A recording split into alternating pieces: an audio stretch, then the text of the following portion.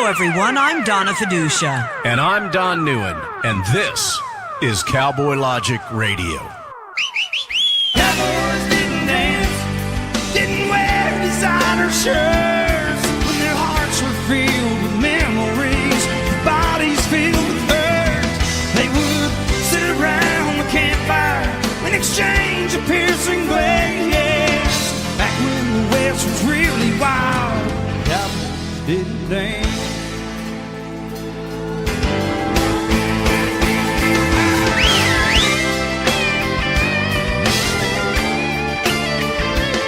Good evening, ladies and gentlemen. Let me be the first to welcome you to tonight's riveting episode of Cowboy Logic Radio.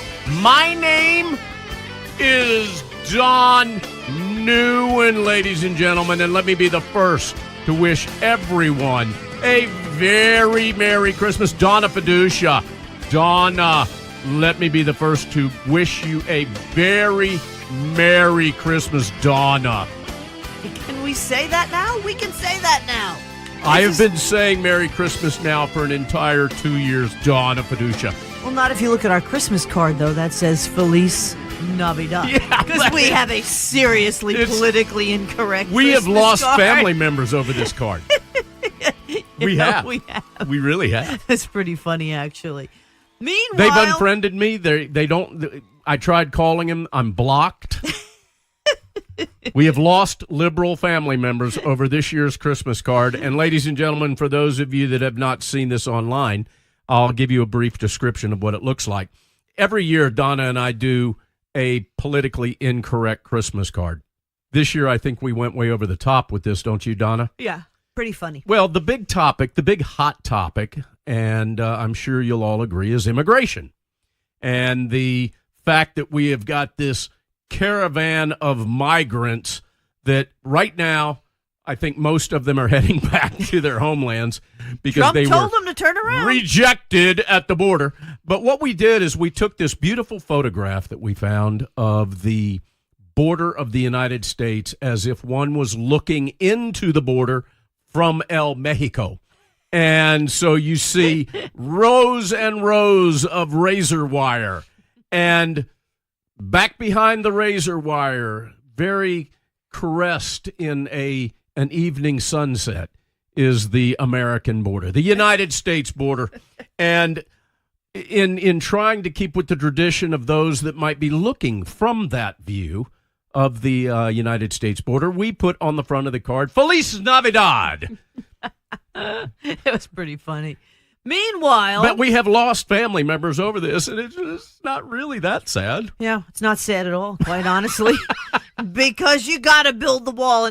And Trump tweeted, I'll get to this in a minute, but it's like poor little old me. I'm sitting here at the White House waiting for the Democrats to come up with the $5 billion. He's at the White House? Yeah, he didn't go to Mar-a-Lago. He's staying at the White House. Good for him. The sky is falling. The sky is falling. The Dow is down another 653 points yesterday. Worst Christmas Eve ever.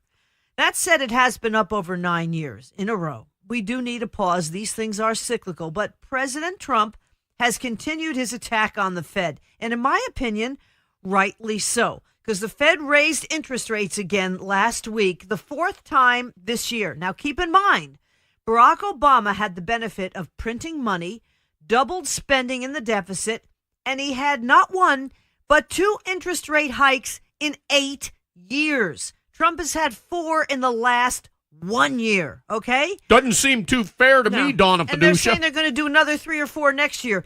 And there were rumors that he was going to fire Fed Chairman Powell. I hope he doesn't do that. But the thing is, Why do you hope that he have a doesn't do point, that? Because Powell just has to see the light. But you know, Whatever happened to Janet Yellen? God, What did I you see used the to Fed fall chairman? asleep. I used to fall Janet asleep Yellen! because she did anything but yell. If she'd yell, maybe everybody'd wake up. She looked She'd sit there and like she'd a talk little like man. this. She looked like a yard gnome. And I'd sit there and I'd be you watching these think? things during the day. I'm going, what the hell is she saying? She's not yelling. No, she wasn't yelling. What's the other Yellen woman that used to be on the like CNN or something? Yeah, that's true. Jessica Yellen. Jessica, are they related? I have no idea. Are they Might man and be. wife? They might be. So the S&P is down 20% from recent highs. But you got to 20%. remember the recent highs Mente. was only like 2 months ago, not even. Vente for all of our southern border listeners. Yes. Trump also tweeting, and I got to tell you, I was watching, the market was open yesterday till 1 o'clock in the afternoon on Christmas Eve. And once Trump started tweeting, it just started tanking again. So he really should kind of watch what he's saying while the market is open. I need to interject something because you just said something very important.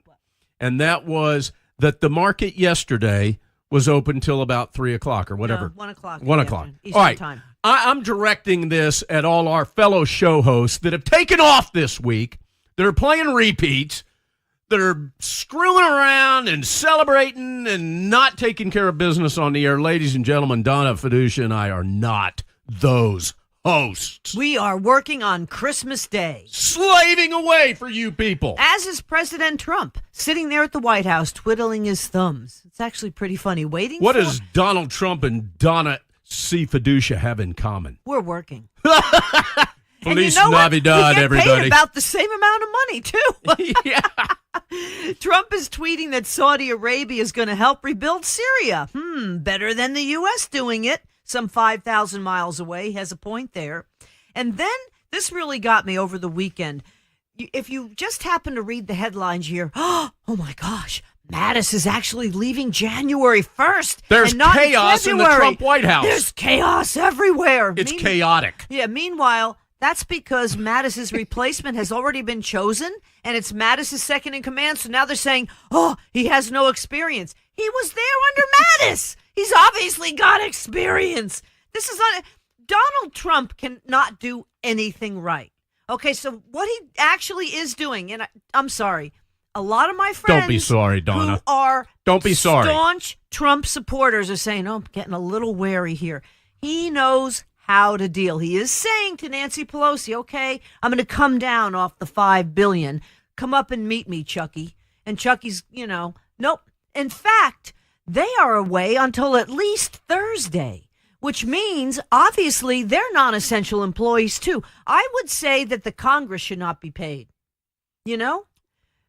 That would be a great thing. I totally agree, Donna. And I think we ought to have term limits, but that's another story. We ought to have term limits. We ought to have term limits on judges. Judicial appointments. John Roberts is a stark reason we need term limits. In fact, I actually had this in my notes right here. There you go. See, I don't use notes, ladies and Do you gentlemen. know it's being revealed that he is the one, well, he is the Chief Justice. So he appoints all the FISA court judges, which we've been hearing. What's that nothing mean, from. Donna? What does that mean? In my humble opinion, you think if these FISA court judges were misled, some of them would come forward now with this Mueller investigation Yeah, and say, you'd think hey, that. we didn't like it. We were being lied to.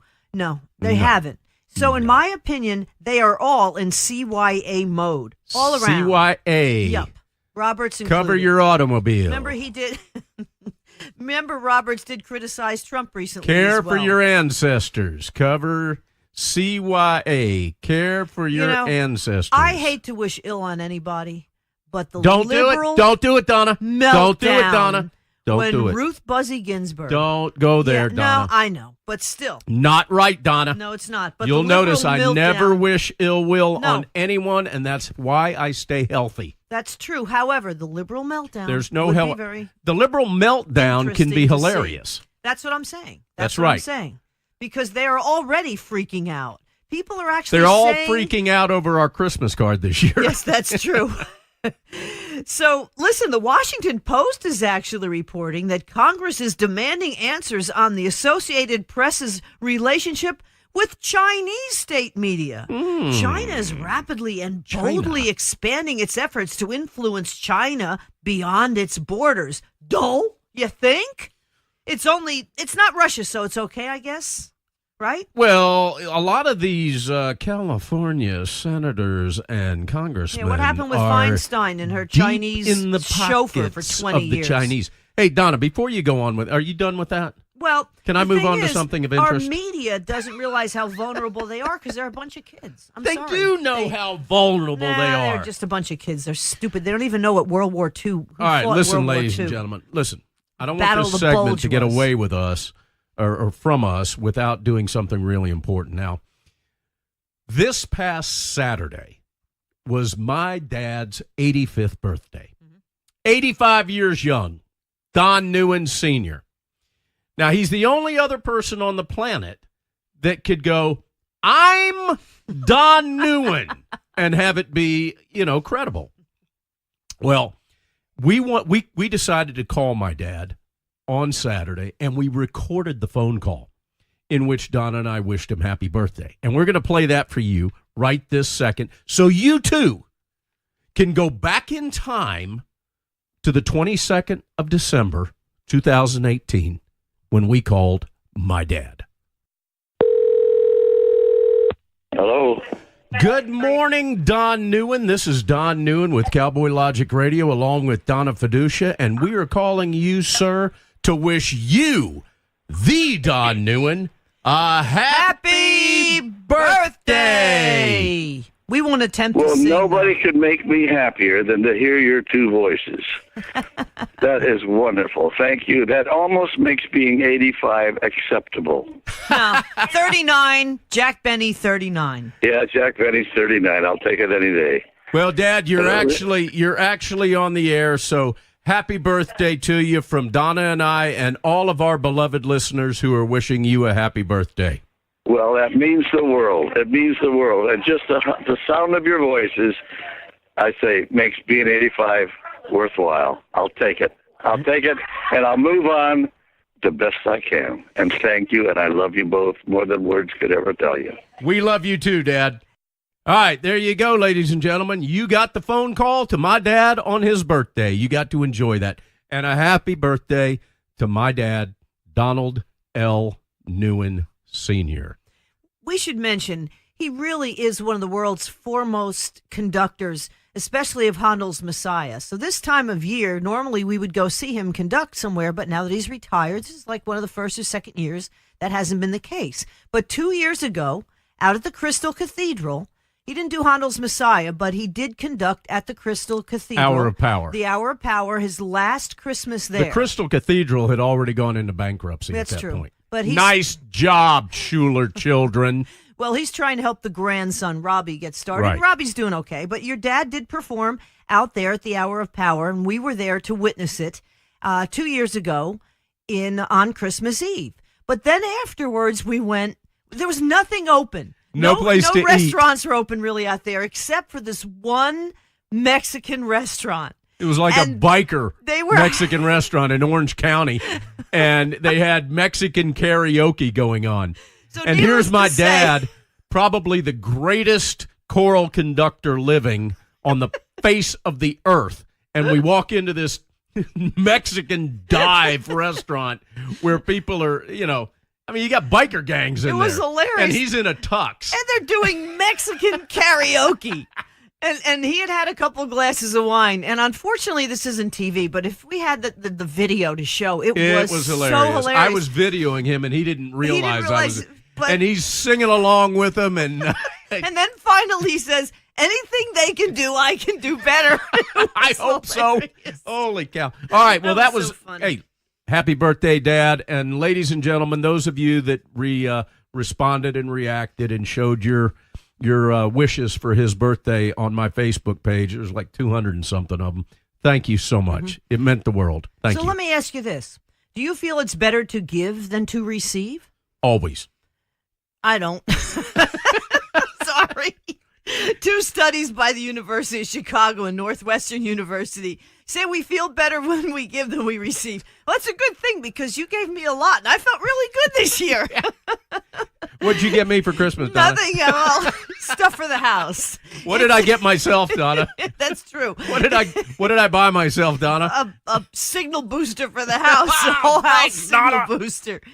But it sustains our happiness longer. See, you're very happy, and I'm very happy to receive, quite frankly. I couldn't be happier, Donna. Speaking of receiving, maybe Chuck Schumer might give Donald Trump the $5 billion, but I doubt it. I want to go back in time. Okay, we This is still have the government. 2009 is Okay. where this clip was recorded. All right.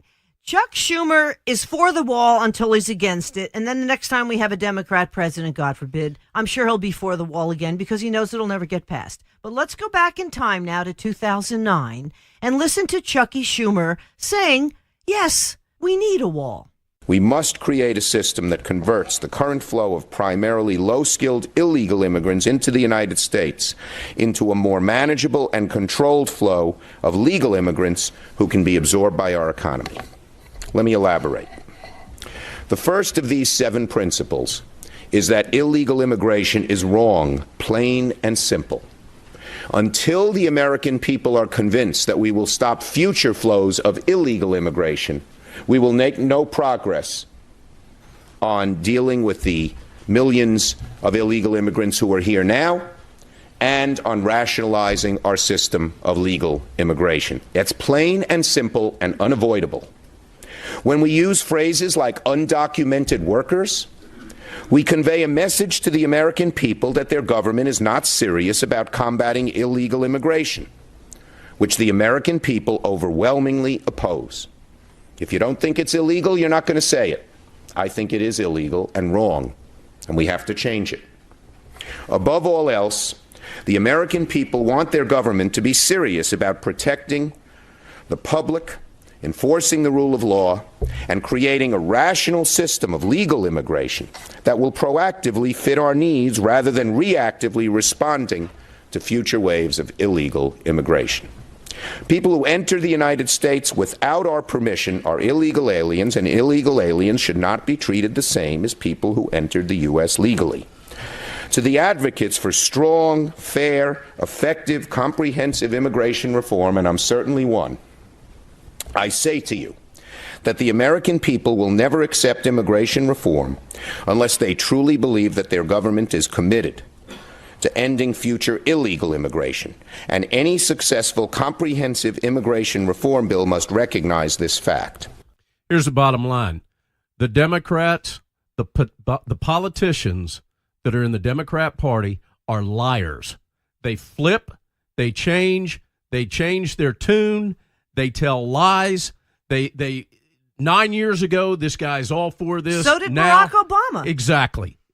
When he was running for president. And the thing is, what has happened is the Democrat Party has become so unhinged and so far radically left that they can't build a voter base that's of any integrity. What they have to do is they have to build a voter base full of freaks of nature and illegals. It's the only chance they can. It's the only way that you can bolster unions like SEIU and all of these other unions that are absolutely going bankrupt. The only way they can do it is build their membership and build their voters. That's the bottom line in all of this. You know what they remind me of? The spoiled little brat that says no.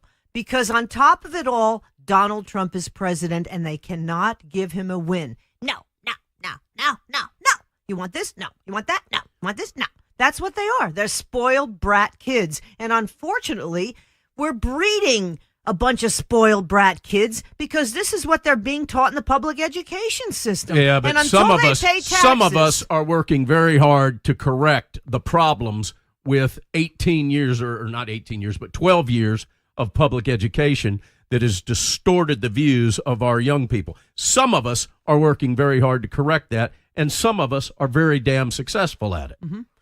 Donald Trump, by the way, is taking kids' calls at the White House while he's sitting there, cutting his vacation off because the people's house right now, the White House, is still, it's open. I should say, well, it's not open per se, but the president is there waiting as he's working for the people because Congress, both Democrats and Republicans, they've gone home. So what is Trump doing? He's taking kids' calls on Santa Claus on Christmas Eve. He did this actually. Ho, from ho, the White ho, House. Donna. Don't smack the hoe, Donna.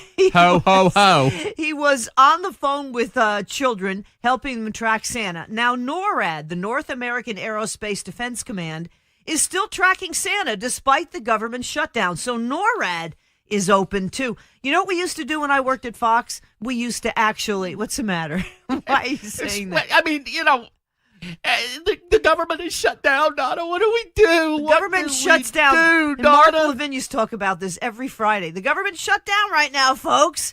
It's shut down for like Donna, the next 2 how weeks can we anyhow. survive without the non-essential government employees, Donna. Just the fact that they're non-essential. I'd like to know Would why you they're even like- there. How would you like to have a job and You're you were non-essential. classified as being non-essential? I know, it cracks me up. I'd quit. But Todd Kelly, my producer over at Fox, who's still there, by the way. He and is essential. Yes, he's very essential. He and I used to do the best stuff on Christmas Eve and New Year's Eve. We would track with NORAD, we would track Santa Claus, and then using NORAD, we would track New Year's around the globe, and we'd show all the festivities as everybody rang in the new year across the globe. And we also would track where Santa was on Christmas Eve into Christmas Day, because I always worked holidays like I'm doing right now. What, honey? Donna, do you know what I use NORAD to track? What did you You use wanna know NORAD what it to is? track? No. Two very important things. Number one, Neil Bortz when he's flying in his airplane. I true. track Neil Bortz through NORAD when he is flying around in his airplane. Maybe in his bus, too. Number two, Donna, Uh-huh. I track the 2 North Korean satellites that go over our country every day, Donna. Yeah, well, that is kind of scary, because that's Now, still while going you were on. tracking Santa Claus and whatever was going on New Year's, I'm tracking the important stuff. Neil That's Bortz true. in his plane and the 2 North Korean satellites. You and Donald Trump, hard at work. But Hard I at think work. That's cool. That's why our names are Donald. I think that's cool that Trump Hey, if you look took up calls from Donald, Donald, you know what the meaning from the of White Donald House. is? No, what is it? World leader. Hey, do you remember when we were at the South Carolina Tea Party convention? People told us what Schumer meant. It meant like it's schmuck or something I something like scraped that. off of my boot. Yeah, and that was what a Schumer was in Yiddish. We got to look that I up and find it for I you have a next week. Schumer on the inside of my right knee, and I put some salve on it, and it cleared it up in But 3 what days. does Donald mean? World leader. Really? Yeah. That's pretty damn funny. Yeah. It's a lot of pressure from the moment I came out of the womb, ladies and gentlemen. Hey, I want to say one saying. You tell me who said this. One of the key problems today is that Jethro Tull. politics is such a disgrace that good people don't go into politics. Who said that? Give a guess. Read it again so I can think longer. One of the key problems today is that politics is such a disgrace, good people don't go into politics. Chuck Norris. No. Barnaby Jones. No. Joe Mannix. Nope. Frank Cannon. Nope. Damn. I'm out of guys I know. Donald Trump. Donald Trump. Donald Trump said that, folks. I repeat, one of the key problems today is that politics is such a disgrace, good people don't go into politics. So he gave it a try, and he is trying his damnedest. And I Donna love it. Fiducia, we've got Daniel, Jeffrey, and Rob coming up tonight. Tell everybody who our great guests are going to be. Yes, we do. We have Daniel Krauthammer. How about that, folks? Charles Krauthammer's son, and he's talking about the great book that his father wrote and he helped edit. And it's just going to be great to talk to him. And then 2 colonels, Colonel Jeffrey Clark and Colonel Rob Maness, talking about what's going on in the Middle East and Trump's latest strategy. And ladies and gentlemen, what I'd like for you to do on this 3-minute break that we're going to is I want you to call the phone number at Talk America Radio. You can go to talkamericaradio.us, call that phone number, tell Ron Phillips that you are so damn impressed that Don Newen and Donna Fiducia actually are doing a show on Christmas Day, and all of these other posers take the week off. We're going to be back right after this break, ladies and gentlemen.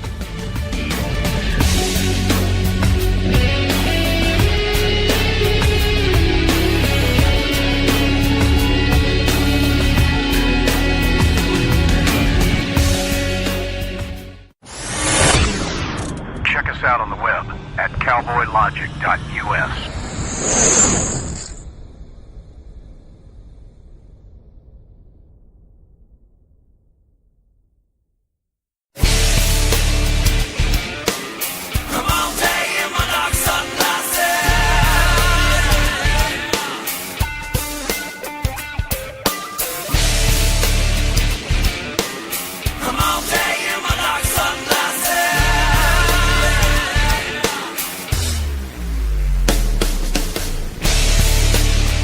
Welcome back to Cowboy Logic Radio. I'm Donna Fiducia, along with Don Newen on this very special Christmas edition of Cowboy Logic Radio. And we have the great honor to have Daniel Krauthammer on with us. He is the son, of course, of Charles Krauthammer. whom, Daniel, I never really had the chance to really meet when I was at the Fox News Channel, but certainly a big admirer of his. And Charles died back in June of this year. Pulitzer Prize winner, author, political columnist, physician, books, columns, speeches, unpublished writings. Just a wonderful man who wrote on the state of politics in America, the nature of liberal democracy and world history. And Daniel, you are the editor of your dad's book, The Point of It All, A Lifetime of Great Loves and Endeavors. And Daniel Krauthammer, hello and welcome to Cowboy Logic Radio. Hi, Donna, and hi, Don. Thank you so much for having me on today. I really appreciate it. I should tell everybody your father's website is charleskrauthammer.com. Please look that up. 33 years writing in the Washington Post, among many other websites as well. You know, Daniel, my mom has been gone for 9 years, my dad almost 15. It's not something that you really ever get over. And you had the great chance to work with a wonderful man that so many of us admired. And just give us a take on that and how really this book, The Point of It All, A Lifetime of Great Loves and Endeavors, was really something that I guess is a labor of love for you as well as your dad. Yeah, no, I think that's actually the phrase I would use too. The book is a collection, as you mentioned, of his columns, essays, speeches, and quite a few unpublished works all put together. And it was something that my father had been working on for quite a long time before his health crisis struck last year. And most of what you find in the book now, he had placed there and he had chosen. But there was still a lot of work to be done on it and a lot of holes to be filled, so to speak, and arranging to be done. And when he was ill in the hospital, which was a long stay, almost 10 months, I was there with him by his side the whole time, and I helped him to continue working on it to chip away at progress. And that's when I got my sense of what he wanted to do with it, what his goals were, what he wanted to accomplish.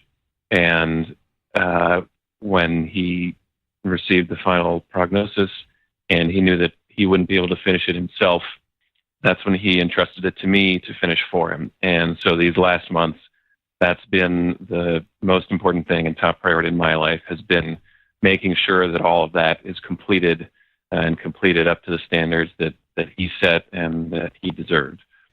You know, Daniel, we've seen you in the news of late, obviously, with regard to all of this. And I'm sure that other people have said or mentioned what I'm about to say. You know, over many years, I had the opportunity to watch your dad and to listen to your dad when he would speak, whether it was on TV or radio or whatever it was.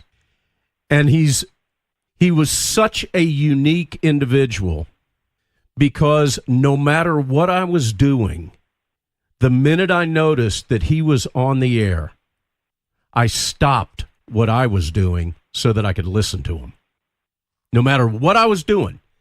And, you know, the term appointment radio or appointment television describes an individual or a host that, you know, you make an appointment to see or to listen to.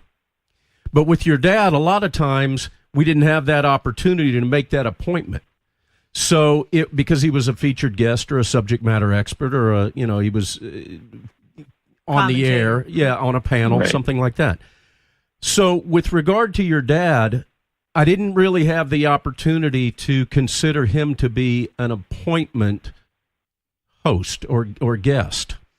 But what he always was to me was that guy that I stopped doing whatever I was going to do to listen to what he said. That's the first thing that I wanted to share with you. The second thing is that he's one of the few people that I'm aware of that, while a listening audience may not always agree with everything that he said, he had the gift to make everybody that listened to him respect him and what he had to say. And I just want to say that as a guy that's 57 years old, whose father celebrated his 85th birthday this past weekend, I love my dad more than I can describe. And I've got to, I wanted to share that with you as a kind of a son-to-son moment there, because your dad had impact on so many people that you won't ever even be able to touch. And it was for those two very special reasons that your dad was so very special to all of us.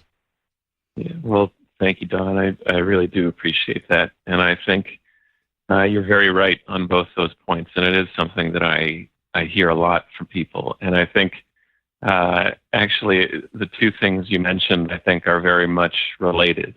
That I think people had such respect for him and wanted to hear what he said so much, largely because they knew that even if they didn't end up agreeing with his ultimate point, they knew that he was going to present the argument the way that it would help them to hear it. He would cut through the noise and the details, and he would honestly approach the question of the debate and set the parameters, orient them, so to speak, in terms of what was really at stake, what really mattered, what the point of the whole argument really was. And he would put his position out there and logically argue from his first principles all the way to that final conclusion. And even if people didn't end up agreeing with that final conclusion, they could see how he laid out the debate. They could see his steps, and it would make them either, if they were convinced by his argument, it would help them figure out what they thought, or even if they disagreed, it would help them refine their own thinking, their own views on the matter. And I mean, I have heard so many times throughout my life, I mean, literally thousands of times, people would come up and say something like, you know, I don't really agree with your dad often, but I still love watching him, or I love reading him. And I think it's largely for those reasons that you laid out. And yeah, so I very much appreciate you saying that, and particularly as one son to another. Yeah. Well, he will most certainly be missed long term. I miss him greatly. Yeah, I really do. We really do. We're speaking with Daniel Krauthammer.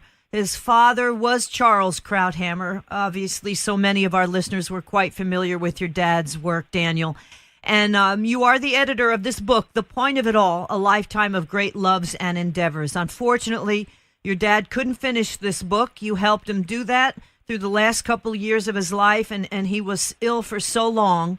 Can you tell us, Daniel, what unpublished writing really stands out for you that I guess you put in this book? Yeah, so the biggest one, there are two real anchor pieces, I would say. One is a long essay my father wrote just before he became ill, which has never been seen or heard anywhere before, called The Authoritarian Temptation, and it really tackles the rise of populism and authoritarian-style parties across the world, particularly in Europe and in the West. And he kind of looks at this as potentially the next big challenge to democracy and to the American vision in the next century, just as, say, fascism and communism were in the last century. So really tackling big topics that, I think are extremely relevant in the news. Just looking at, let's say, the Yellow Vest protest in France last week, it struck me as thinking this could have been written yesterday. The other is there's a long speech he delivered a few years ago that's never been published before that really gets at the core of his political philosophy, his views on limited government, and really his idea of how American politics should best work. And it's a wonderful piece that both has deep elements of political philosophy, but also some wonderful elements, particularly at the end, about his view of the providential nature, as he put it, of American history. And then there's several other pieces throughout that are quite personal, and really either they're speeches or transcripts or memos he wrote that really get at the story of his own life, his trajectory in his career, and the principles he lived by. So really things that I thought were important for them to be in there to signify what he was all about and how he lived his life. And those would be the biggest elements that no one's ever seen before that I would point out in the book.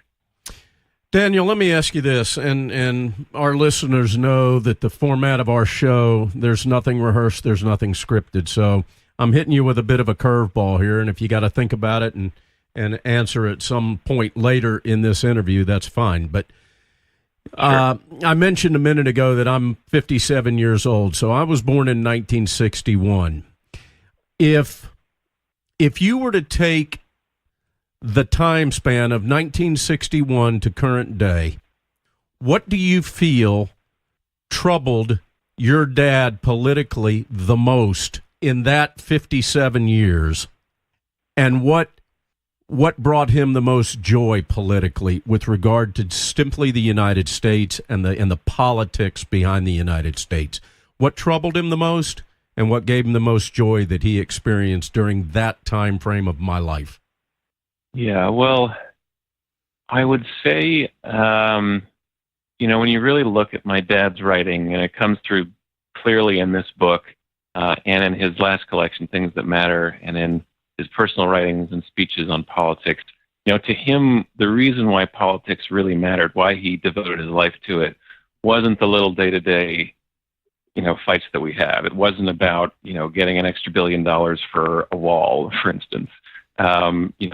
That's important, needs to be done, but those aren't the things that determine the course of history. I think he really cared most deeply about the really big things in history, about the arc of where we're going and what the alternatives are. To him, American politics were so successful because of the foundations that they're built on, of the idea of democratic pluralist politics, of free speech, of institutional checks and balances, a government designed for imperfect human nature that works, as he said, better than any politics that's ever been implemented by man in human history. And I think the things that always, I would say, worried him most were when we didn't see the real challenges to that. Not our own internal fights that are played within our set of rules that we've established and that our politics work so successfully by, but when we don't see the true disastrous alternatives. And I would say, that would be represented, I think, at different points in his career by what was the biggest threat to that at that time. So I would say early in the span of time you're talking about, his career overlapped with much of that. Early on, it was the fight against communism, and I think he was very troubled by a lot of people's inability to see the true horrific, disastrous nature of that kind of politics, and right. An inability to confront it in a foreign policy sense and to speak up against it in a domestic sense. And I would say that the height of his, I'd say, kind of passions, or not passion, the height of his perhaps happiness in politics was the end of the Cold War. He writes about it in this book and many places of, that was something he wrote, a success of biblical proportions, that this dysfunctional, inhuman politics was defeated by a good, functional, and human political model.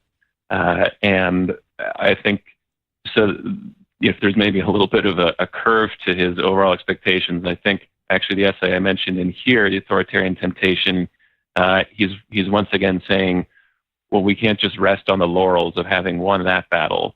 What's dispiriting and worrying is the rise of something that could also be a new dysfunctional, illiberal, against pluralism, against open free society system that seems to be percolating in what we thought was the heart of the secure democratic West, this populist authoritarian seeming model. It's certainly not awful yet, but I think he identified that as something to be worried about. So again, I would say what he really cared about, both was most worried about and most happy about, were these truly big questions of the course of history and what kind of politics, what types of government systems we would live by, because as he saw it, that's in the end what determines everything. All the things that should matter, our own lives, our happiness, our loves, following and choosing our own paths, all of that is dependent, he wrote, on getting politics right. And if you get it wrong, like in Nazi Germany or Soviet Russia, or perhaps if authoritarianism gets worse in some parts of the world, then all of that can be wiped away. And that was what he was, I think, at his core most concerned about, and why he devoted his life to writing about politics. And it can be wiped away so fast, too, Daniel, like Venezuela and Cuba. And, well, all of a sudden, the Berlin Wall went up. and you've had families split. And here we are debating $5 billion over a wall and whether or not it works, when if you travel around D.C. at all you see are walls around government buildings and military people guarding it. It just drives me nuts because, and Daniel, tell me if this is what bothered your dad, because this is what bothers me so much, is the lack of education. And if you don't study history, you're bound to repeat it. And with the willing allies in the media right now, nobody's talking about Venezuela. They're burning their currency because it's totally valueless. And this didn't really happen over a course of years. It really happened pretty much overnight. And it can happen here. It's like bread and circus. Just keep everybody fat and happy, and they don't realize that their government is taking away their rights. Yeah, I would say he was certainly frustrated by, I think whenever people make arguments ignorant of the history behind it, and that's, I think, one of the core strengths of his writing was his deep and broad knowledge of history, and he brought that to the analysis and could point out in the current politics, I think, why things were such particular importance and why they mattered exactly because of that. And to your particular points, he certainly pointed to Venezuela and Cuba, let's say, on the far left examples of politics gone wrong.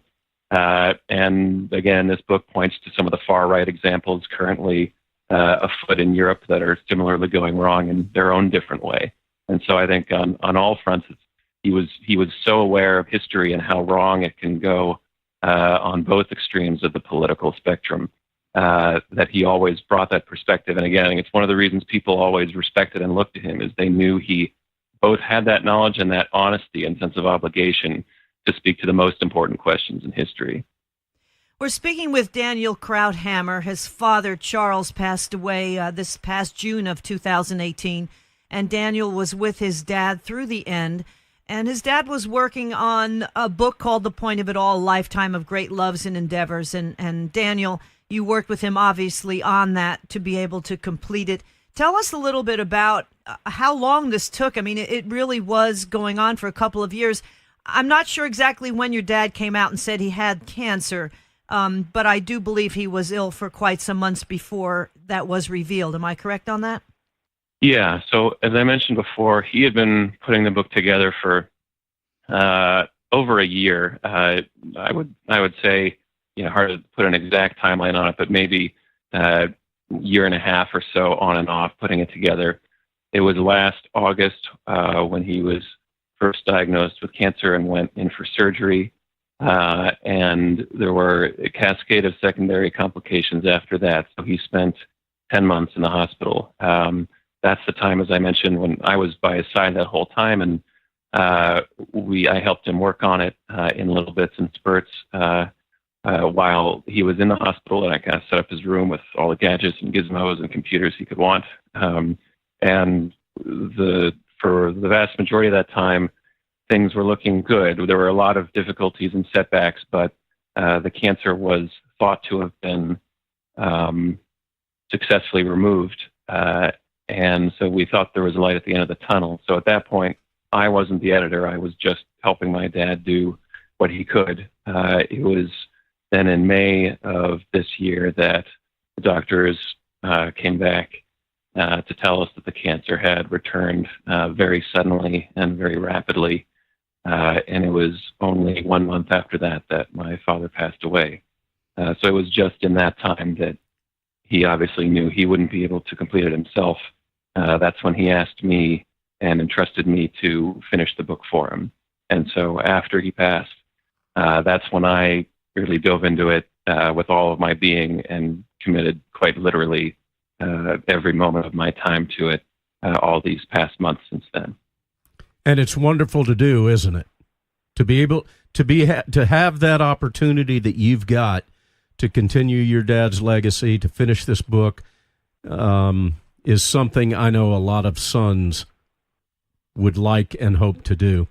Daniel, when I first started following your dad, I did not know the history of his accident. And I would watch him on TV, and I'm thinking, is he sitting in a wheelchair? And then after I did some research, I was able to answer my own question. As I researched your dad, he became an enormous inspiration to someone like me that takes for granted the ability to stand up and walk from one side of the room to the other. And one of the things that was most inspiring is that he never allowed the accident that took place with him, I believe it was when he was in college, to be a real obstacle for him. And for a relatively healthy individual to watch and learn from him made all of my problems really, really small.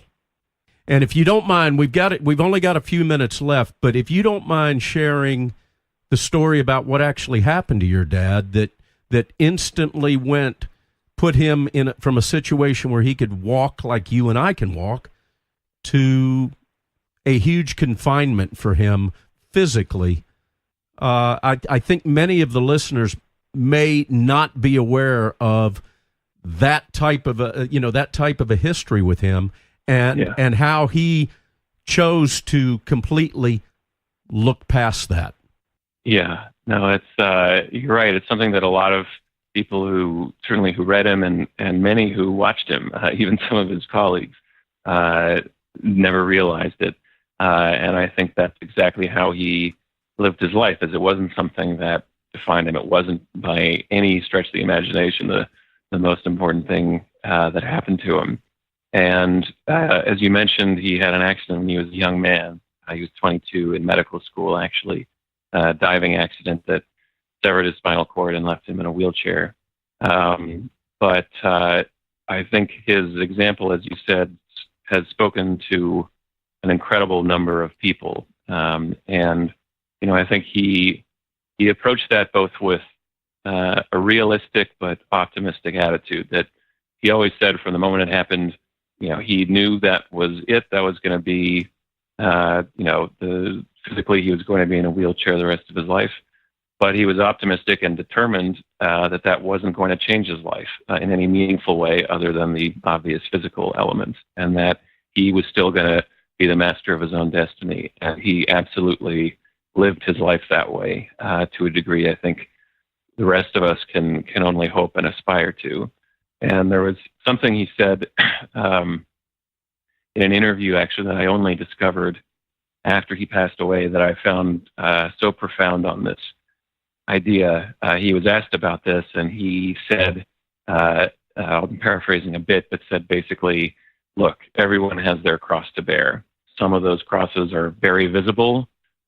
Some are not so visible. Some are just burdens carried on the inside that nobody else ever knows about. But everybody has things in their life. They have difficulties. They have the slings and arrows that fate throws their way. And there's always things you're into that can potentially derail your whole life. And the point of life isn't to be defined by what gets thrown at you. It's how you respond to that, how you come back, and how you determine your own destiny, how you chart your own course, and you make your life what you want it to be. And as he wrote in his final column, which is actually in the book, he at the end, he said that he lived the life that he intended. And I think that was, still is such a powerful message for so many people. And I know it is because I've been reached out to by, I can't even tell you how many people who have said that idea, that truth has given them incredible strength. And Absolutely. That's one of the reasons it was very important to me that it be part of this book. Wow. Well, Daniel Krauthammer, your father had an inspirational life. I mean, just that story alone is inspirational, let alone what he did with it after his tragic accident. You can find all the works, folks, at charleskrauthammer.com and on Amazon.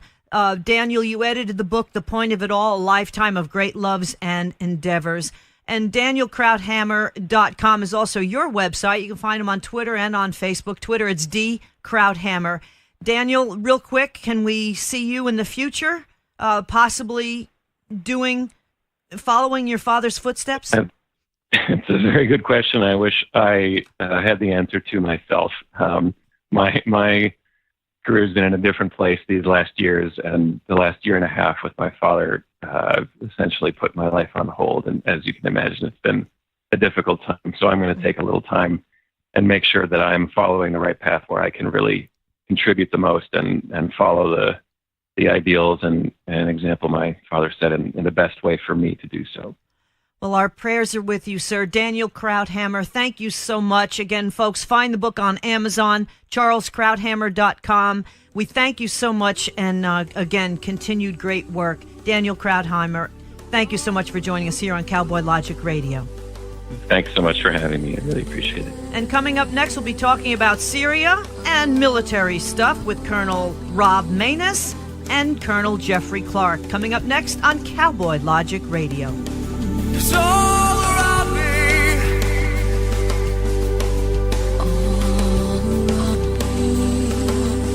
It's all around me.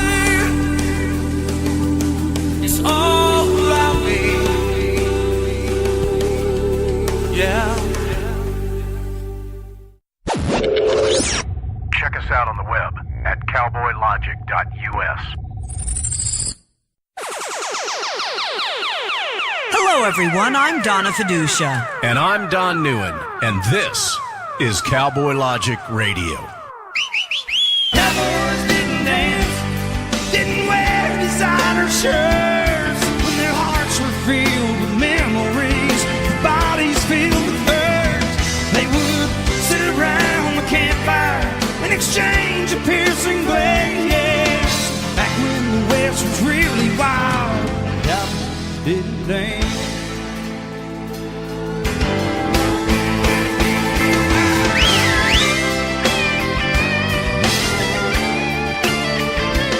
Welcome back to Cowboy Logic Radio. I'm Donna Fiducia, along with Don Newen. And we're going to speak with Colonel Jeffrey Clark now. Now, I believe, Jeffrey, you were a lieutenant colonel when we first spoke with you. You were actually in Afghanistan, which was really cool. We did an interview while you were in Afghanistan. We did indeed. Thank you to my skills and technology. You were deployed in support of Operation Enduring Freedom and director of en route critical care. You were directly responsible for patient care during medevac missions in Afghanistan. You've been a Marine, a soldier, and a sailor, just like your dad. You were, your dad was Sergeant First Class James T. Clark, right? He received a Bronze Star, I believe, during the Korean War. On the same day that you got your many Bronze years Star, earlier, right? that Colonel Clark did. Silver That and is Bronze correct. Star. Silver and Bronze Star. Okay. My father, he set the standard, and I spent 31 years trying to catch him. But that's so ironic you received it on the same day. That's just got to make you so proud. That really does. Well, Jeffrey Clark, welcome and back. he has been a guest with his beautiful family Yes. at Double D Ranch, ladies and gentlemen. Back to you, Donna Fiducia. And now that he's retired, he's able to speak out. I mean, when we saw you at CPAC, you had 8 million, medals on you. I'm going to read a few of these. Well, wait a minute. But when we saw him, when he was here at Double D Ranch, I saw him with 8 million bullets because he and I went shooting. That's true. That's true. In the rain. I mean, you've got 1 million medals. The Meritorious Service Medal, Army Commendation Medal with Oak Leaf Cluster, whatever the hell that means. Navy Marine Corps. That means additional. Oh, okay. Navy. Oak Leaf Cluster means additional. Okay. Of the same award. All right. Navy Marine better. Corps It means Commendation it's better, Medal. Donna But if Fiducia. you're Barack Obama, it's Navy Marine Corps Commendation Medal, the Air Force Commendation Medal, Army Achievement, Navy Marine Corps Achievement Medal with 2 gold stars in lieu of the 3rd award. I mean, it just goes on. And we saw you at CPAC. You had this beautiful, your whole uniform was just very impressive. That's all I can say. I got There's one something question, about a Colonel. guy in a uniform. I got one question, and then we're going to get into serious business here.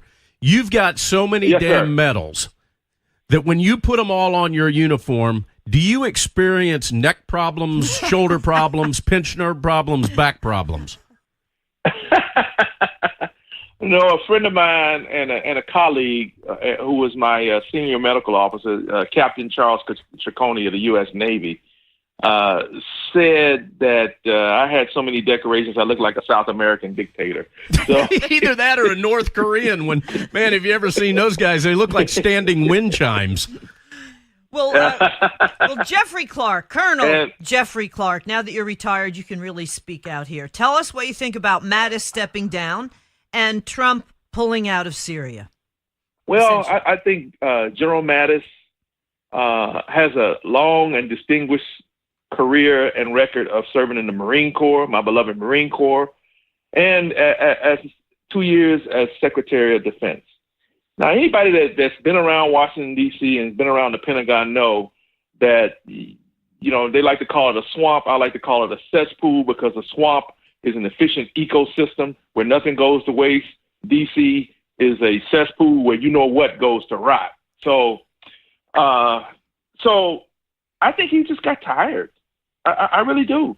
And people are making a big deal out of it. They're saying, oh, it's chaos, chaos, chaos. They forget that I think President Trump's predecessor, Barack Obama, went through 3 or 4.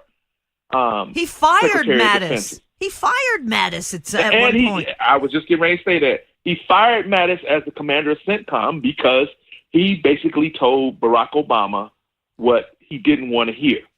So, but people forget that because it's always, as Andrew Wilkow says, it's always the history of now and forget tomorrow. Mm-hmm. So anything that happened with Barack Obama is somehow null and void. But it has a direct impact. Why are we in Syria? Because of the mistakes of the Obama administration. Calling Syria a JV team and lines in the sand. Now, the president saw that they defeated ISIS in Syria. But I look at it this way. ISIS is all over the place. It's not just Syria. It was just located and concentrated in Syria for that moment, just like Al-Qaeda.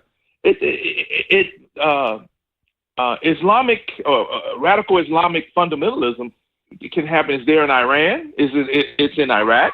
It's in the northern Africa. It's all Africa. We forget what's that? Boko Haram. Remember, bring back our girls. All that. Yeah, that didn't work too well. That whole right. So radical Islam is everywhere except a few places. Like it's not in China, it's not in Japan, it's not in Poland. I wonder why. Oh, it's because they have strict immigration laws and they are about vetting the people that come into their country, which is something that we should be doing. And it irks me to no end how the people. And I know I'm going off on a tangent, but the people who are anti-wall zealots, it's funny that I bet you if I went to their house, they'd be living behind a locked door, which is essentially a wall. Or walls, for that matter. Yeah, the whole argument about the wall is a failed argument. They cannot win. They will not win. The whole situation with regard to the slamming by the mainstream media this past week regarding Syria, regarding Mattis, regarding anything that Trump has to do, it's laughable. You can anticipate, and you know exactly what they're going to say. When Mattis put in his resignation and that was made public, I knew exactly what the mainstream media, along with all the politicians and the pukes on the left, were going to do. They're so predictable. It happens every time. Something that is not predictable is what I'm about to say next. Uh-oh. Colonel, let me ask you this. Have you seen the recent photo of the former First Lady, Michelle Obama, wearing a yellow bedspread from Motel 6? And seems like her legs were surrounded by a dead python. It did. Yeah, it like did. Bird. Either that, or it was the look when oil mixes with water. I mean, it was really odd looking. You guys are so bad. She's really odd looking. You can say that. We can't say that. But you know what? Black. I don't care what she looks like. I'm just not real impressed with what she and her husband are doing publicly when they ought to keep their mouths shut and be former president and first lady. It's appalling what's going on with this. I got to hand it to Jimmy Carter. I mean, he's happy because up until Barack Obama, he was the worst president ever. Exactly. But, so, I mean, he was doing the Habitat for Humanity, and he just has led the quiet life outside the White House. Even the late George H.W. Bush kind of did the same thing. They just kind of like just faded out of the sunset. They had their day, and then and I just thought about something. The only time Democrats say something good about a Republican is when he's dead. Yeah, look at that. They said it about John McCain. Well, and now H.W. Here's the difference. Hold on, Donna. The difference in these people that you were just talking about, Colonel, and the Obamas is that they, with regard to Carter and Bush 41, Bush 43, any of the former Clinton for that matter, they are former presidents and former first ladies. Now, I guess we need to take Hillary out of this mix. First something or other. But the Obamas are activists first. They're activists. Yeah. Well, so this is going to continue. They've always been activists. Exactly. Hey, let me ask you this.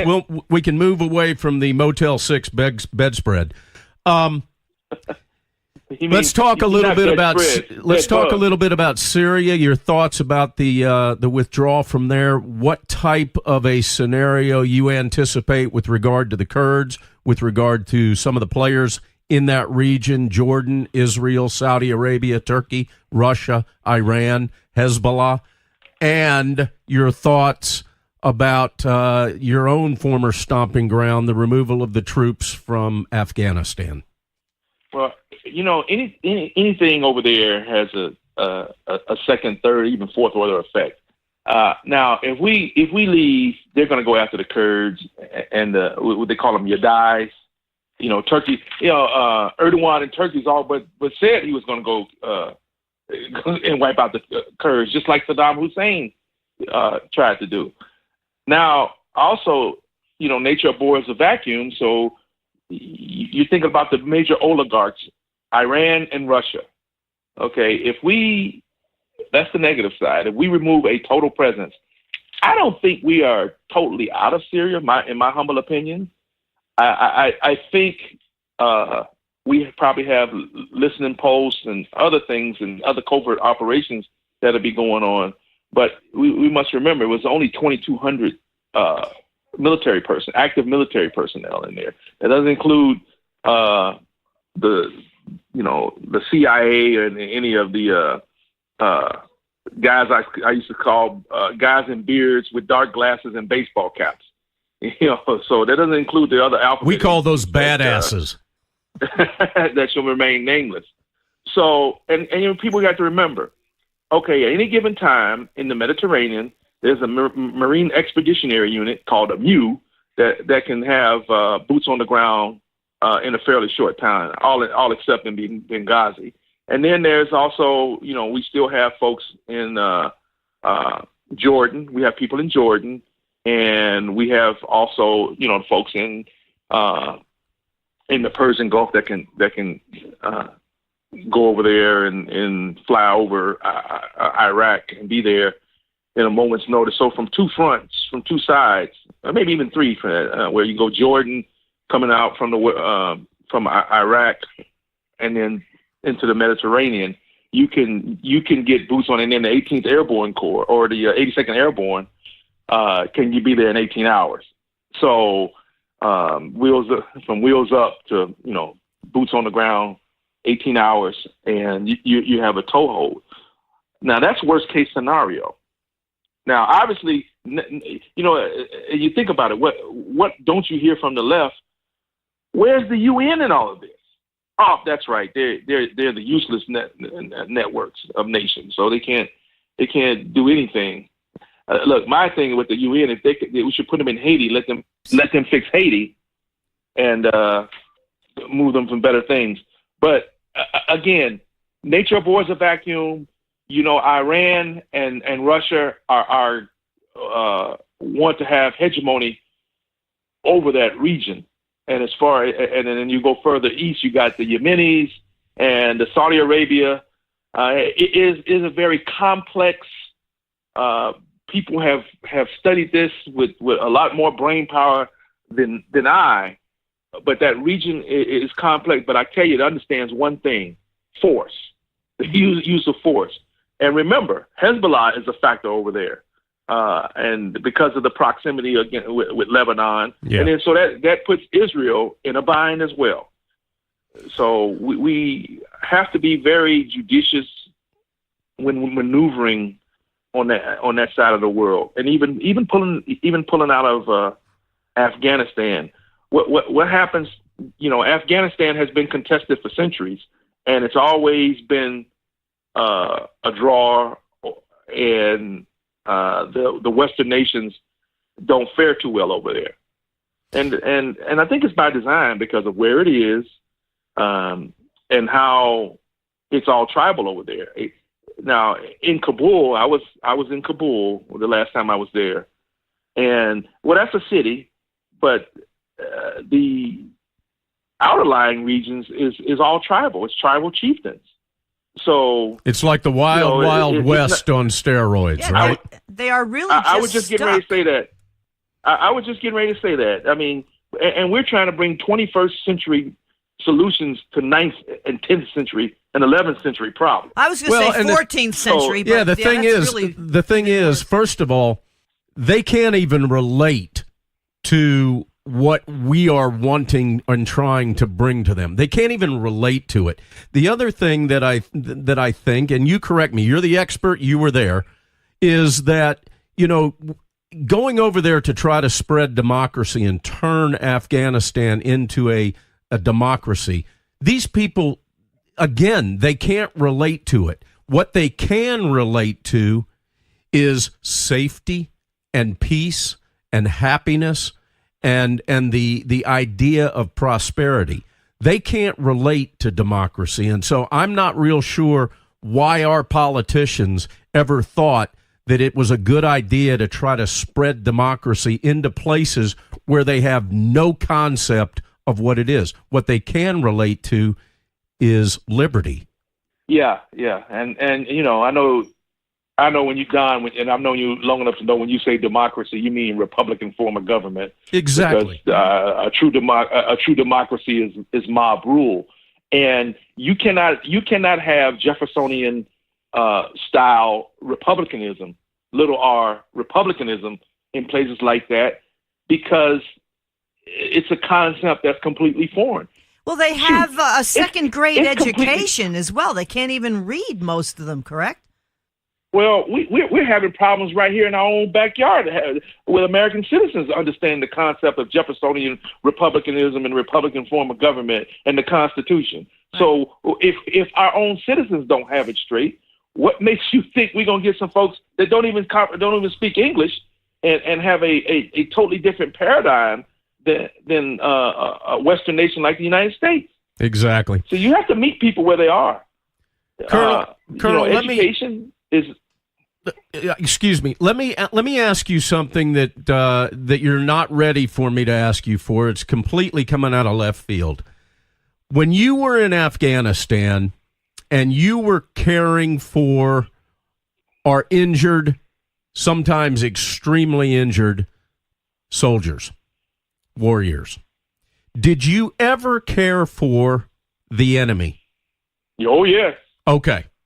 What did you take away from that as far as what was going on inside their minds and where they were coming from and where, what they thought of you, an American, caring for them? I don't think they thought anything of American caring for me. They just as soon as cut my throat as me put an IV in them. Okay? See, that's really disheartening to hear. It really is. I took care of a bomb maker that blew his hands off. I guess he wasn't a good bomb maker, and he was fighting, with no hands, and we're trying to save this guy's life, But his view is we were infidels, we were in his land, we needed to be eliminated, and he was going to do everything in his power, even though he didn't have any hands, to do just that. You can't fight that mindset. You just can't. And there is an American soldier in jail right now. His name escapes me. I want to say Goldstein, who apparently did exactly that, tried to save somebody who was mortally wounded, and they blamed him, his death on him, and they threw him in jail. And I mean, this is ridiculous. We put our soldiers, and you've probably seen it firsthand, in these, if you're a Star Trek fan, what do they call it? The Kobayashi Maru. The no-win. Kobayashi Maru. Yep, yeah. the no-win scenario. Yeah, and you can't fix them. You can't fix the machine like Captain Kirk did. No. Well, you got to look at it this way. One thing I respect the current occupant of the White House is that he let the generals in the field lead and change the rules of engagement. You know, when you got jacked up rules of engagement, you're going to get things that are going to happen to good people who are doing their duty. You know, it's like this. When Obama was in the White House, there was the lawyers running the war. You know, this is what you can and when you cannot do. I mean, can you imagine if Patton or MacArthur had to deal with lawyers saying, "Oh, you can't do that. You can't do that. You know, you can't attack Tarawa before we do an environmental study because the 5-line skink is an endangered species." Yeah, you know, really. so There might be spotted owls in Afghanistan. Right. When you do the no, there are soft-scaled vipers. So, okay. But when you do, you know, you're going to do an environmental impact on. Oh well, if we drop a Moab, and I think that's what Trump just says. Hey, forget about that. I want to win. You go to war to win, and you don't nation build. You kill the enemy before he kills you. exactly. That's the whole bare bones, simple fact. So let me ask you this, Colonel, because we've only got a couple of minutes left here. How great was it not to have Barack Obama's signature on your retirement papers? It was fabulous. I'm sitting here looking at it, and it's signed by Donald Trump. In fact, that's why I did 31 years. Exactly. You stayed on. I a little remember bit you longer. telling me that. We have friends who've done the same thing, tried to hang in there till Trump was in, and then behind Or us, anybody was That's in true. other than Obama. they don't want Obama's signature on their papers when they leave No. and they retire. Behind us, we're not on TV, but I'm going to explain this to everybody, is an American flag that you, Colonel Jeffrey Clark, sent us from Afghanistan. It even had some sand in it to show that it was a We hang it right here in the right here Cowboy in our Logic studio. behind us, right next to an I Israeli can vouch flag. for that because I've seen Yep, you've seen it. Yes, you have. Hey, Colonel, before we end the segment, Merry Christmas. We waited a long time We to be can able to say that publicly again and not have to hide in the shadows of Christian persecution by the former administration. Merry Christmas to you, sir, and to your absolutely Christmas. wonderful family. And I want to say Merry one Christmas, Happy New Year, and Happy Hanukkah. I know that's past, but you know you can ditch Kwanzaa because I'm not gonna recognize a holiday that was started And by Feliz a Navidad socialist to group. all of the migrants and the huge caravan coming up from Central America. Feliz Navidad, ladies and gentlemen. But Colonel Jeffrey Clark, and Feliz Año Campelos. There you go. I do want to say, and I want to credit you. You say that we drain the swamp. It's not a swamp. It is a cesspool because a swamp is a viable ecosystem. And we will be talking to Colonel Rob Maness after this break, actually, who is from the Louisiana swamp. Again, that is a viable ecosystem. So I'm thinking we need to send some Rid-X down to D.C. to get rid of the swamp and really clean it out. Colonel Jeffrey Clark, thank you so much for joining us here on Cowboy Logic Radio. And again, Merry Christmas. Merry Christmas, Don and Donna. Thanks for having me. Thanks for all you've done. Thanks for being great Americans and, most importantly, great friends. Having the kids over at the Double D Ranch was a highlight, and going out shooting with Don at trees and things like that was great. And you guys are great hosts, great hospitality. It was a welcome home ceremony that was years in the making, and I'm glad we got a chance to get down there and see you guys. We shall do it again. We hope to see you in 2019. And coming up after the break on Cowboy Logic Radio, we'll be talking to the aforementioned Colonel Rob Maness. It's coming up next on Cowboy Logic Radio.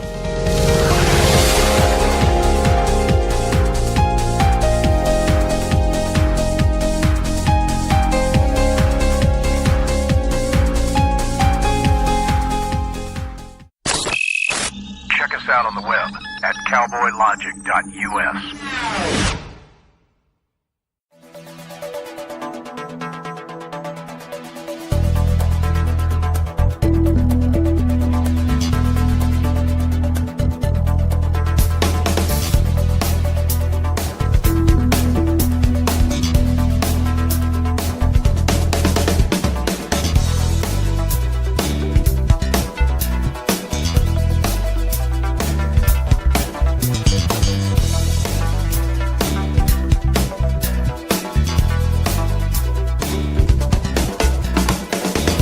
Back to Cowboy Logic Radio. I'm Donna Fiducia, along with Don Newen. And it's been way too long since we've had Colonel Rob Maness on the show. He's a retired U.S. Air Force colonel.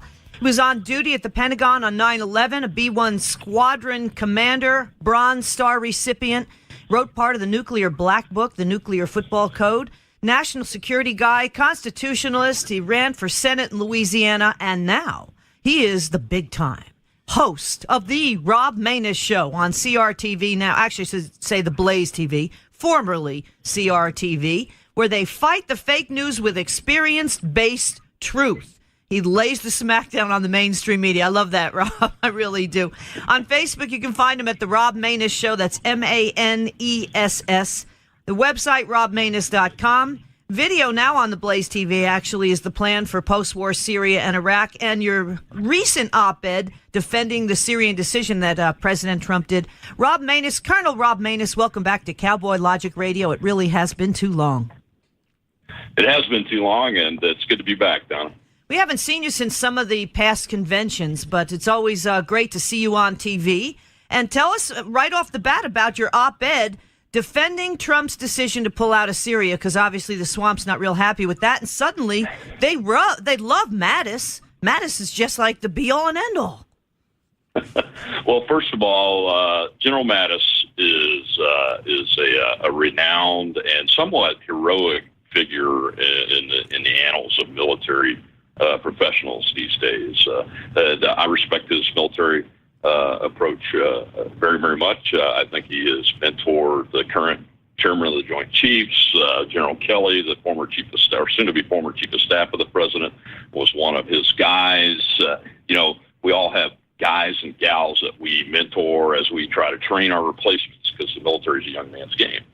So General Mattis is very well respected, and I truly do respect his service, his integrity, and his honor. And he is retiring exactly the way I would expect an honorable, ethical man or woman of integrity to do so in a government position, especially when you can no longer fully support enough a president's policies, and you're one of his or her direct appointees. So as far as Mattis goes, I'm okay with them leaving because I didn't agree with his approach on everything that he did, and quite frankly, there are lots of fish in the sea when it comes to experts like that. And the president's going to have to pick one, and I hope he picks somebody from the outside that's not as wedded to the military-industrial complex or what I call in my Breitbart op-ed, the foreign policy swamp in D.C. It's a bipartisan effort. As you can see, you have the foreign policy swamp monsters on the Democrat and Republican side attacking the president for his decision to get out of Syria. But we also have to set the stage, guys, that the Syrian troops, the 2,000 to 2,500 that are there, special operations, some aviation assets and intelligence assets that are there, were put there by President Barack Obama. They were put there inside a sovereign state, Syria, without authorization from the United States Congress. They have, just like the old Bush administration, the W. Bush administration has tried to use, they've tried to use the original authorization to use military force from the 9/11 attacks to justify and say that it's illegal deployment into a sovereign nation. But really it's not and never has been. I disagreed with it when President Obama did it, the way he did it. And quite frankly, I'm severely disappointed, even more so than when Obama did it and the Congress said nothing. And I think we're finding out why. I'll come back to that in a second. But I'm really disappointed that we have all these congressional swamp monsters that are wailing and gnashing teeth of the Syria forces pullout when they said nothing about the illegal insertion of these Americans into a war-torn country that's a sovereign nation of itself without any type of authorization from the United States Congress. But the question is, why didn't they say anything when Obama did it? It's because it's the same, what I call the uniparty, the foreign policy swamp, the bipartisan warmongers is what some people call them. It's that same group of people that really didn't say anything when Obama did it because they tacitly agreed with it. They agreed with it, but they didn't want to go on record and vote like the Constitution says they're supposed to and authorize it. And now we're seeing that they agreed with it by their vicious attacks on the President of the United States. And these are coming from people that you'll recognize their names. Marco Rubio is one of them. That it's the wrong thing to do. Things are going to fall apart. What about our allies and those kind of things? And all the man has said is we're going to do it, which is the right thing to do. He's not telegraphing when he's going to do it. He's not even telegraphing what his plan is at this point. But the foreign policy swamp is just going crazy. And that includes those folks in the media, too, that like to howl and rage against this president. Well, Colonel, last week, I think that I called you, if I'm not mistaken, on Thursday evening. And I basically said, hey, I'm sweating this whole Syria thing pretty heavily. Can you figure out a way to give me a warm and fuzzy moment? And you did. And you did just that. Now, during our conversation last week, when this first came to light, there were some things that we discussed in that conversation, some key things. Number one, the Kurds. And both of us shared concerns about the future and the potential devastation of the Kurds, especially by Turkey, potentially Iran. So let's get a little bit into what you really think will be happening with the Kurds, but also talk about some of the key players that are going to take over this void that we're going to create by pulling these 2,000 troops out of Syria. Not only the countries that you and I talked about, Jordan, Saudi Arabia, Turkey, Russia, but also that key base that we're holding in Syria that is on that major artery that is a conduit for Iran and Hezbollah. Yeah. Well, first of all, I don't believe, or I wouldn't support it, that we're going to leave a void in the area in the sense that Barack Obama left the void when he pulled the last remaining U.S. forces completely out of Iraq prematurely because he refused to sign the status of forces agreement or try to renegotiate it, which led really to the rise of ISIS and all of the mess that's going on in Syria and northern Iraq, and it was in Iraq itself until we put U.S. forces back in there to help. So I don't believe we're leaving a void there. We have spent the last 2 years completely decimating the territory of what was the Caliphate, the Islamic State, Daesh, whatever name you want to put on it, and that has been completely ineffectively done. Now, you may have heard since we talked and even before that there are some of these so-called, air quotes, experts saying there's anywhere from 20 to 30,000 ISIS fighters still on the ground in Syria. Well, if you go back and do just a quick, very thin historical look at the numbers from a couple of years ago, it was about 20 to 30,000. So we're saying that what they're saying is that after all this work, after all this effective work, we've had people on the ground, special forces on the ground, intel on the ground. So these so-called experts are saying there's still 20 to 30,000 ISIS forces on there. We've shut off their recruiting. We've shut off their territory. We've shut off their revenues, and we've killed their people and broken all of their stuff to the point where even those that disagree with the president are saying they've been decimated and defeated. They're gone. Okay. but they're still going to set up some type of counterinsurgency because they have these 20 to 30,000. Sorry, but I'm not buying it. There may be 5,000, there may be 10,000, but I'm not buying the numbers that I'm hearing right now, and I don't even have any intel. Classified intel. I've just got what I'm being told through the media and other open sources. So that's number one. We're not leaving a void. Number two, let's look at the Kurds.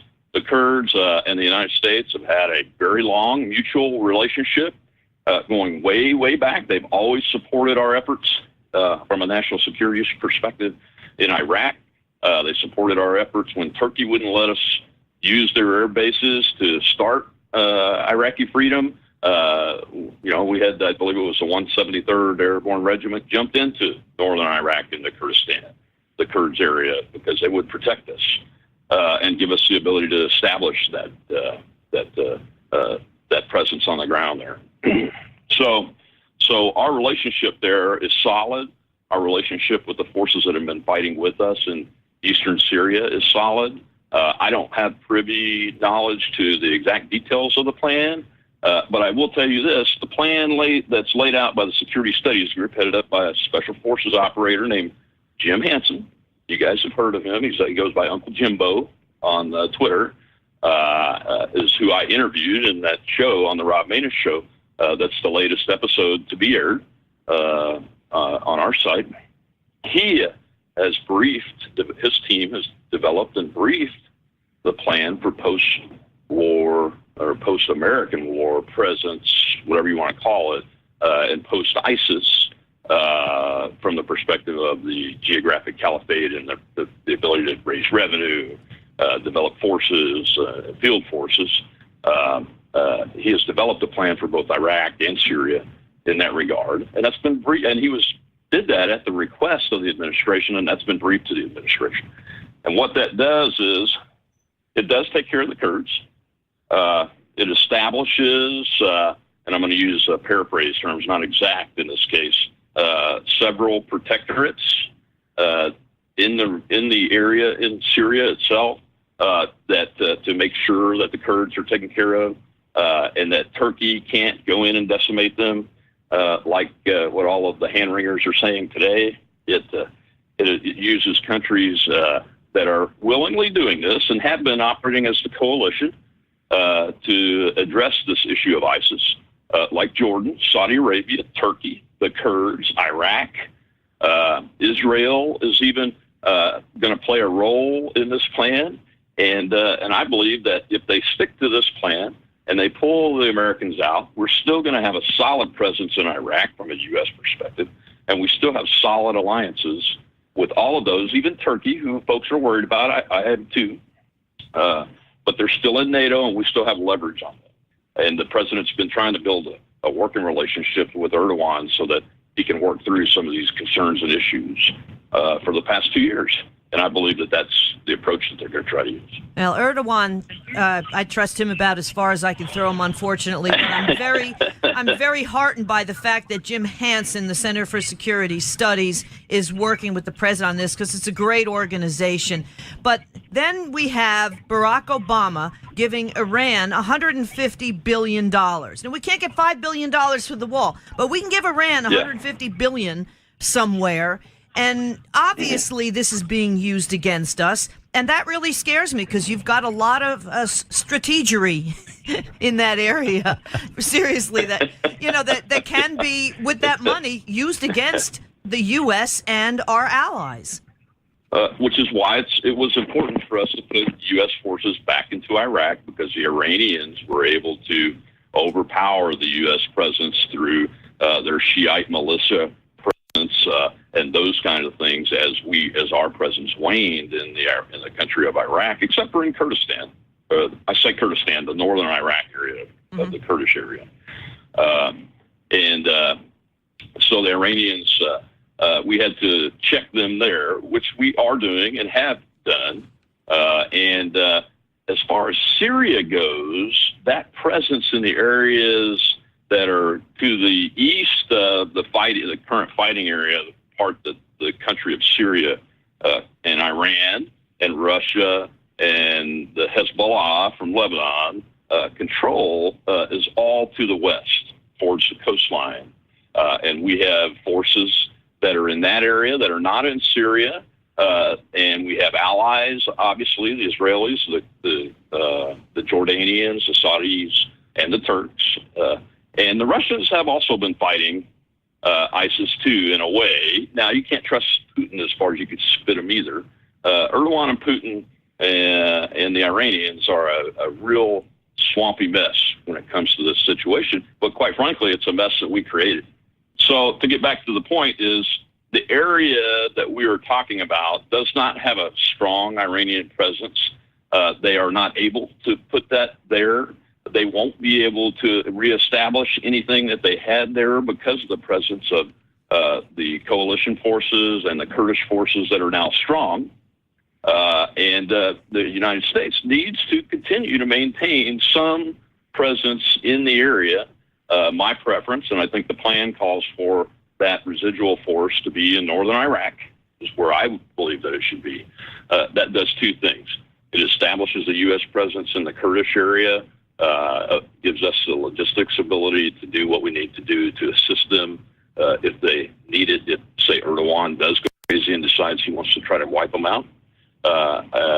But he would be crazy to do that because of our presence in the area. Just like he would be crazy to do it even today. That's not going to change. I'm just worried about it becoming Libya. You know, that's my concern again. Rob, let me reintroduce you. We're talking with Colonel Rob Maness, retired U.S. Air Force, and he's a Bronze Star recipient among so many other things. But right now, folks, you can see him on the Rob Maness Show. It's on the Blaze TV, formerly CRTV. He just wrote an op-ed for Breitbart defending Trump's Syrian decision.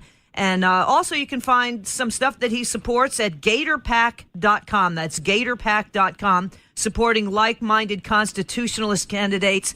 It's a federal PAC. And Don had a question, but let me just say again, on Facebook you can find him at the Rob Maness Show and website robmaness.com. Go ahead, Don. Well, it wasn't so much a question, ladies and gentlemen, but rather a statement. You know, Rob, Donna and I had a nice romantic date night this past Friday night. I got home from work and it was late, and we watched your show on Blaze TV. That was our date night this past Friday night, Colonel. And, we saw the interview with Jim Hansen. Yeah, but I got to tell you, first of all, we love the show. Absolutely love the show. But ladies and gentlemen, you know, I haven't yet been able to convert or haven't been required to convert from CRTV over to Blaze TV. But if you go into your Roku or your Apple TV or whatever you've got that's like that, you can end up finding this. You can find it online as well. And I'm sure you can still go to CRTV.com, but you can also go, if you need to, I would assume, to BlazeTV.com or just do a search for it. But in addition to Colonel Maness' show, they've got a whole bunch of other great shows as well.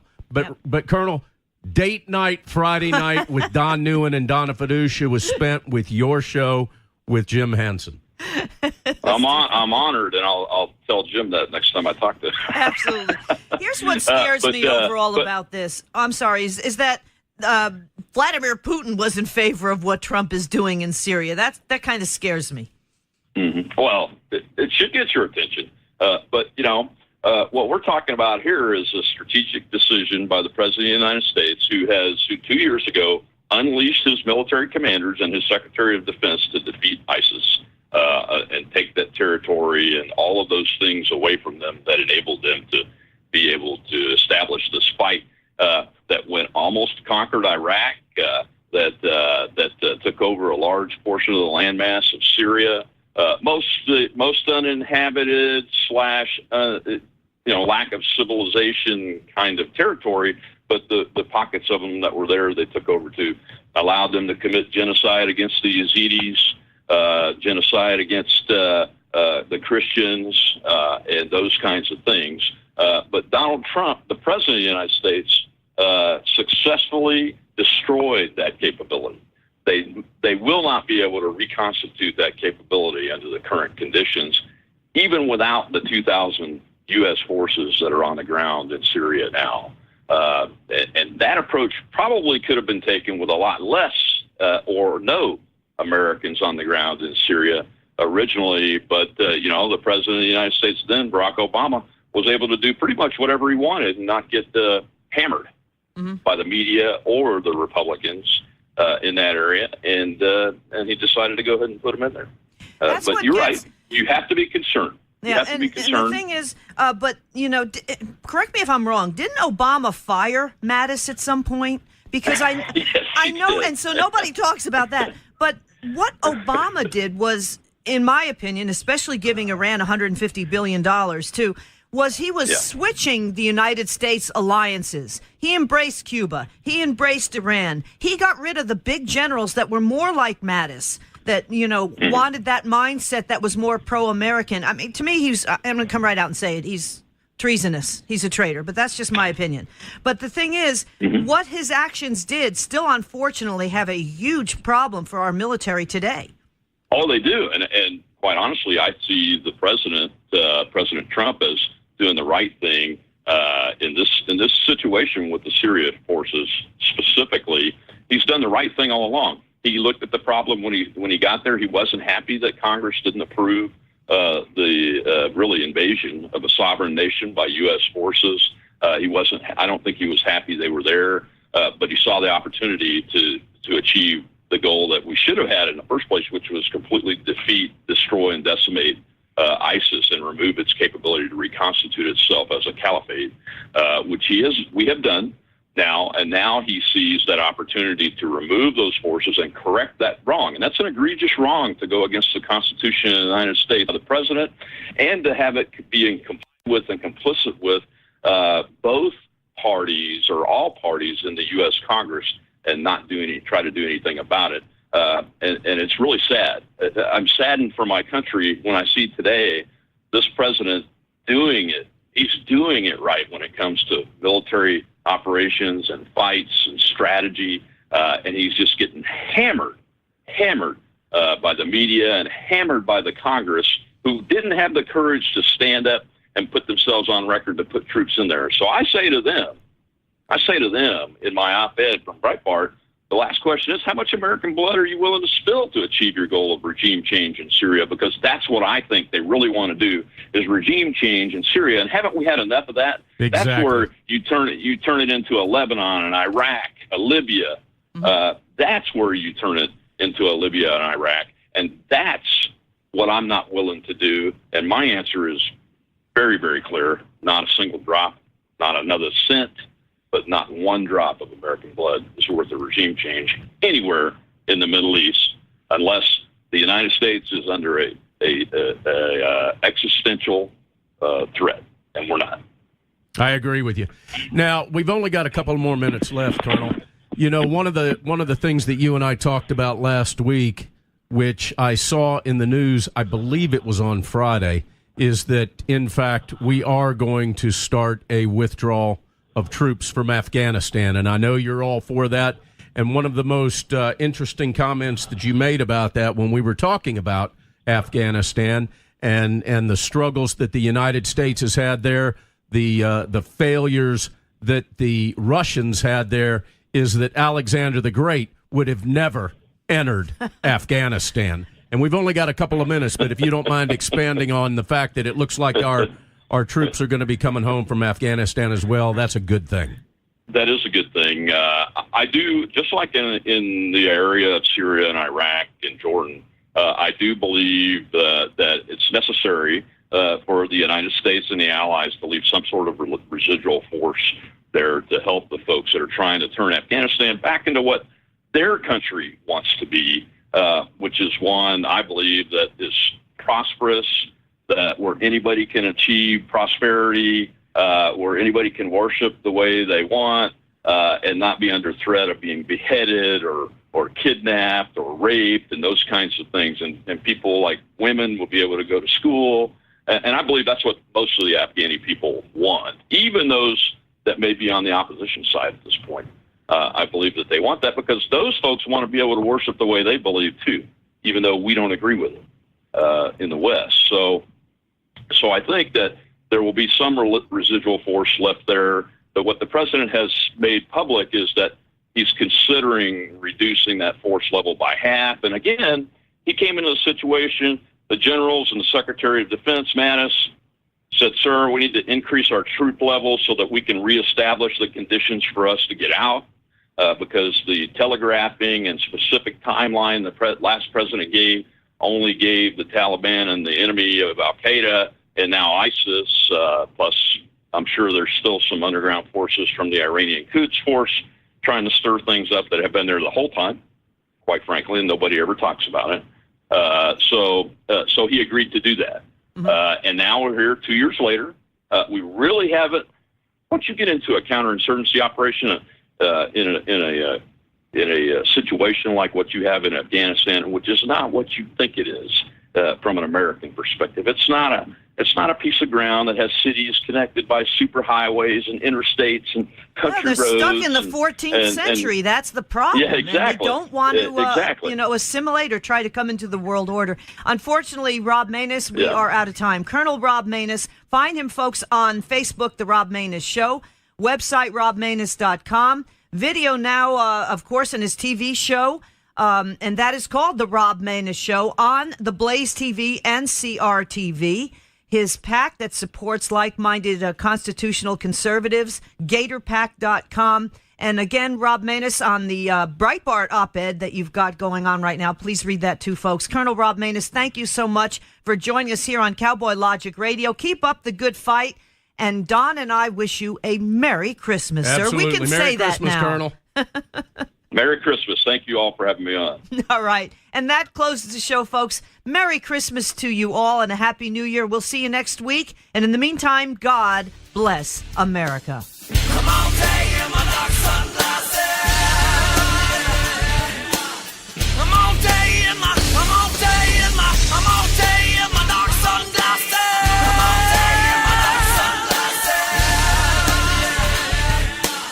Come on,